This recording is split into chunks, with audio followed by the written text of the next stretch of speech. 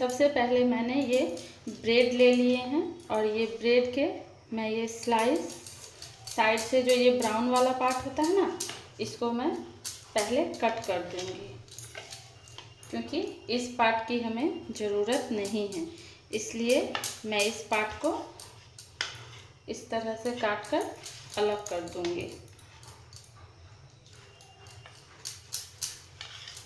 ऐसे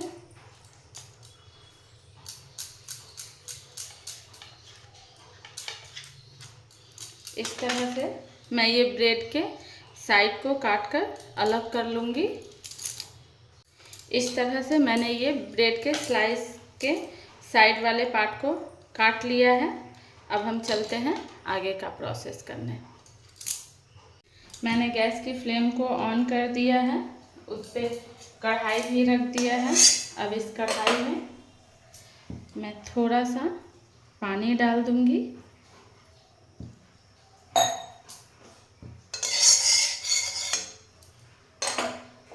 इसके साथ ही मैं इसमें ½ लीटर मिल्क डाल दूँगी।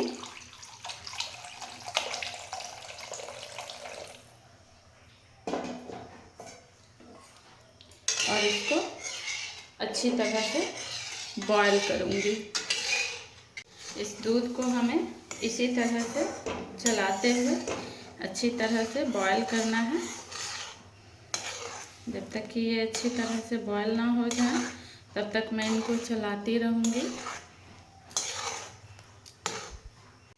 आप देख सकते हैं कि दूध में अच्छी तरह से बॉईल आ गया है। अब इस दूध में से मेरे पास ये आधी कटोरी मिल्क पाउडर है, इसमें मैं इस दूध में से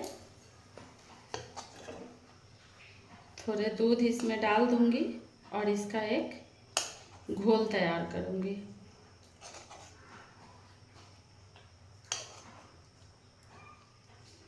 इस तरह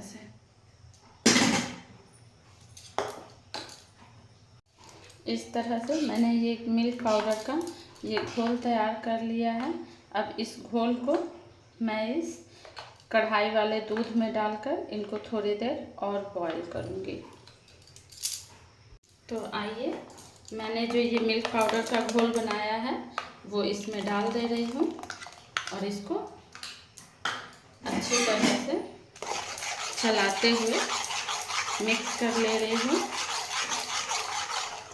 इसमें थोड़े लम्स जैसे हैं, वो लम्स जैसे जैसे ये दूध बॉयल होता जाएगा, अच्छी तरह से मिक्स होता जाएगा, ये लम्स भी इसमें घुल जाएंगे। इस तरह से इनको चलाते हुए अच्छी तरह से बॉईल करना है।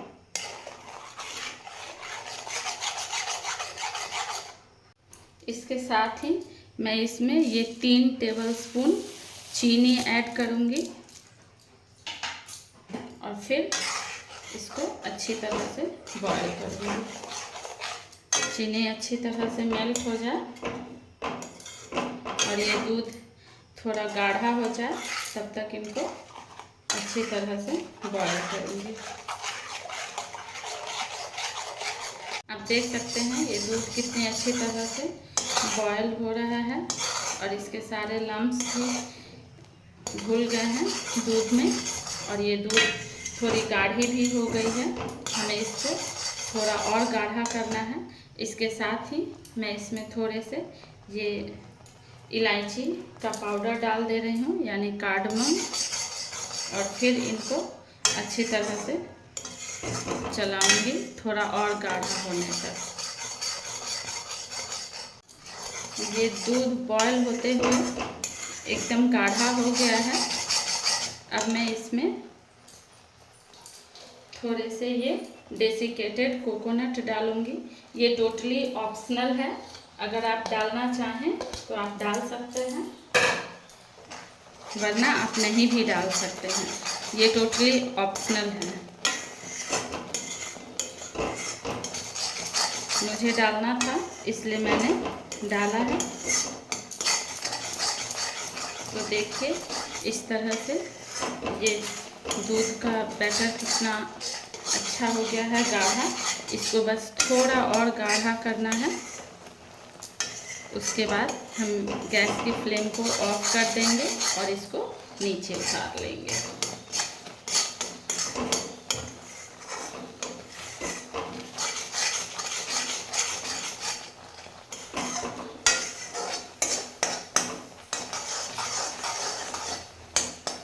बस इसी स्टेज पर मैं इसको गैस की फ्लेम को मैं ऑफ कर दूंगी और इसको नीचे उतार लूँगी और ठंडा होने दूंगी। फिर मैं आगे का प्रोसेस करूँगी। आप देख सकते हैं मैंने ये मलाई को कढ़ाई से बाहर निकाल लिया है। अब इसको थोड़ी देर ठंडा होने के लिए रहने दूंगी, तब तक मैं आगे का प्रोसेस करती हूँ। जब तक वो मलाई ठंडा हो रहा है, जब तक इसी कढ़ाई में मैं ये 250 ग्राम से ज़्यादा, हाफ लीटर के जैसा इसमें मिल्क और डाल दे रही हूँ। गैस की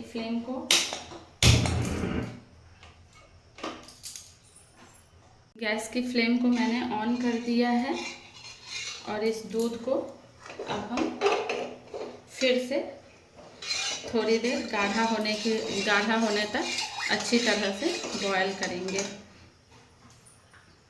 और इस दूध में मैं ये थोड़े से मिल्क पाउडर का घोल मैंने बचा कर रखा था, उसको भी इसमें डाल दे रही हूँ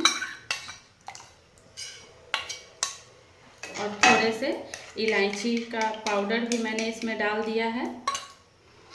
अब इनको अच्छी तरह से बॉयल करूँगी। ये दूध बॉयल होना शुरू हो गया है। अब इस दूध में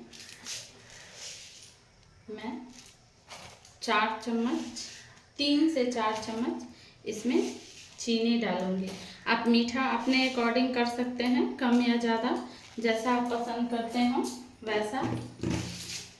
तो मैंने इसमें चीनी डाल दिया है। अब इसको फिर थोड़ी देर चलाते हुए बॉयल करूंगी। देख सकते हैं ये दूध अच्छी तरह से बॉयल हो रहा है। इसी स्टेज पर मैं इस दूध में 1 पिंच ये खाने वाला ऑरेंज कलर डाल रही हूँ। अगर आप लोगों के पास केसर हो तो आप केसर डाल सकते हैं। मैंने ये फूड कलर डाला है क्योंकि इसमें हल्का सा मतलब ये येलोइश कलर आना मतलब अच्छा है, क्योंकि हम जो रेसिपी बना रहे हैं उस रेसिपी में ये इस तरह का कलर बहुत अच्छा लगेगा, इसलिए मैंने ये डाला है। अगर आपके पास केसर हो तो आप वो डाल सकते हैं। डालकर अच्छी तरह से बॉयल करूँगी इसको।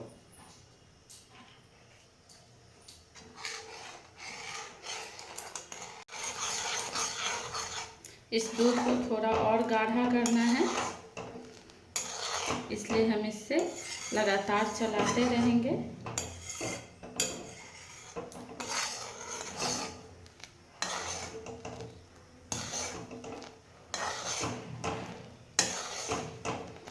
मैंने इसमें इलायची पाउडर भी डाल दिया है।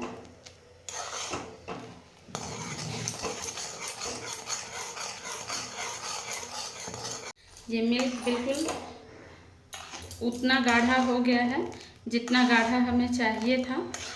तो अब मैं गैस की फ्लेम को ऑफ कर दे रही हूँ और इसको ठंडा होने दे रही हूँ।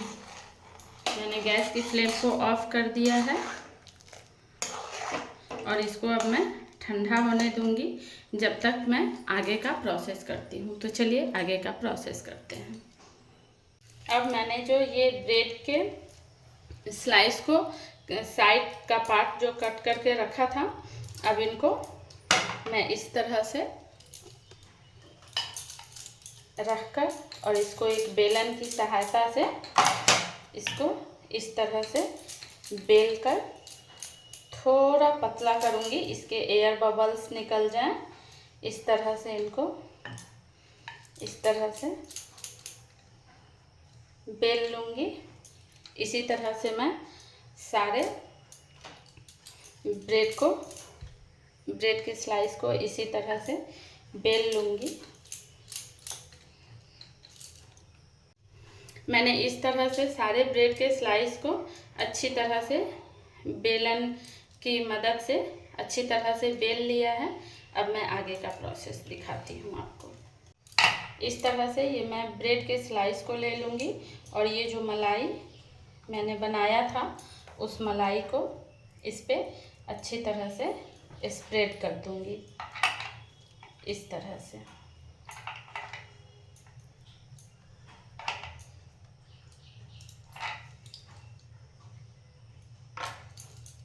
इस तरह से मैं इस पे अच्छी तरह से स्प्रेड कर दूँगी और फिर इसका एक इस तरह से रोल बनाऊँगी। इस तरह से मैं ये रोल बनाऊँगी। इसी तरह से मैं सारे रोल बनाकर तैयार कर लूँगी। इस तरह से मैंने ये सारे रोल्स को बनाकर तैयार कर लिया है। अब मैं इनको इस कैसरोल में अरेंज करती हूँ। इस तरह से मैं ये सारे रोल्स को इस तरह इस कैसरोल में अरेंज करूँगी, ऐसे।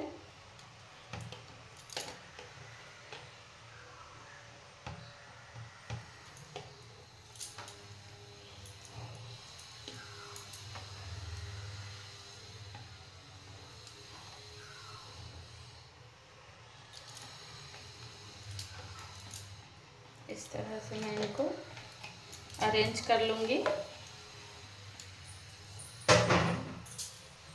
ये सारे रोल्स इसमें अरेंज हो गए हैं। अब मैंने जो ये दूध का मिक्सचर तैयार किया था वो इसके ऊपर से डालूँगी।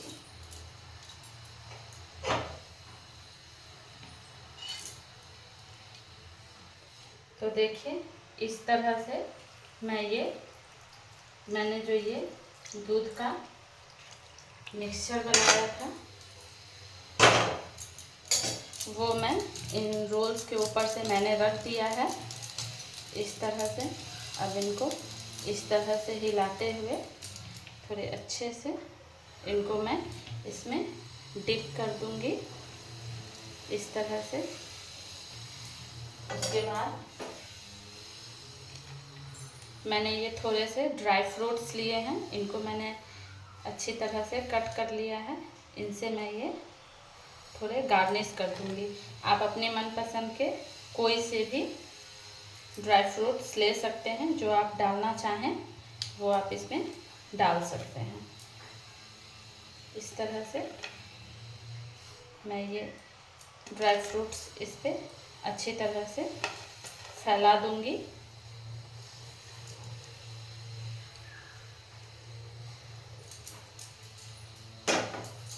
तो इस तरह से ये हमारे मलाई रोल बनकर तैयार हैं। अब आप लोग भी इनको अपने किचन में बनाइए, खाइए और कमेंट्स में ज़रूर बताइएगा कि आप लोगों को मेरी ये रेसिपी कैसी लगी। ये एक डेज़र्ट की रेसिपी है। इसे आप लोग भी किसी फेस्टिवल पे या फिर किसी खास मौक़ों पे या फिर जब भी स्वीट्स खाने का मन हो और ब्रेड घर में हो तो आप लोग इसको आसानी से बना सकते हैं। अगर आप लोगों ने मेरे चैनल को अभी तक लाइक और सब्सक्राइब नहीं किया है तो प्लीज़ आप लोग मेरे चैनल को लाइक कीजिए और सब्सक्राइब कीजिए और अपने फैमिली एंड फ्रेंड्स के साथ मेरे इस रेसिपी को शेयर कीजिए। तब तक के लिए बाय।